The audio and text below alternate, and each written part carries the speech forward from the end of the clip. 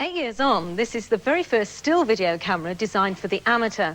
Now, Peter, would you like to smile for me? Yeah. Lovely. Still video promised to revolutionise photography, but at £500, the camera's expensive, and you're tied to viewing your snaps on TV. Now, let's just have a look at that one of Peter. Let's see. There, that's the one I've just taken. Prints can be produced, but they're costly, and the resolution is still poor compared with film. So, no one yet knows if the floppy disk can compete with traditional film. In the meantime, the industry is hedging its bets. This is the latest prototype camera, and it gives you the choice.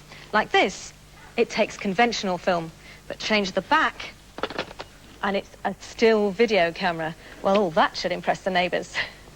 Another idea which first appeared at the same time was the 3D camera. The Nimslo was launched in Britain in 1981. It has 4 lenses, each giving a slightly different image, to produce pictures like this. Now, you may not be able to see this at home, but the pictures certainly do give an impression of depth.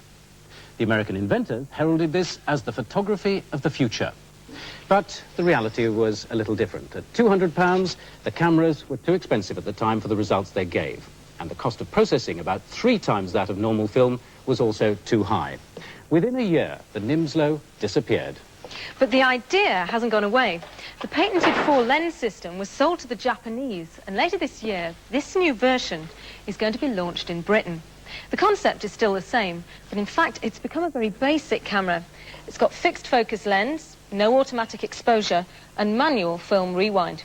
But it's fairly cheap, easy to use, and if you like the effect, it does produce clear pictures. If video still and 3D cameras haven't quite made it, one development that rapidly became established was autofocus. Inside this device is a unit which not only detects how far away the subject is, but actually motors the lens into the perfect position for focus. Back in 1981, that was the first interchangeable lens with autofocus. Since then, it's become a standard feature on a wide range of cameras. But for those happy holiday snaps, cameras were getting smaller and cheaper all the time. And in 1986, we showed you the ultimate instant pocket camera. I don't know what you're going to reckon to this, because this isn't a new type of film. What I have in here is a disposable camera, right? It really is simplicity itself, because what you've got is one of those little cartridge films, and wrapped around it is a wind-on mechanism, lens, a simple shutter there. But what I like best is a viewfinder, because can you see? Just a hole. Very neat.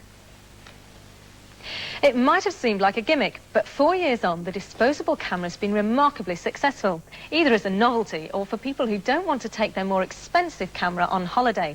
Now there's a whole range of disposable cameras, including an underwater one and even a panoramic camera. And as you can see, the prints from that are quite effective. And if you think that using disposable cameras is not very environmentally friendly, one company has just announced that later this year, when you send these back for processing, the plastic cases are going to be recycled.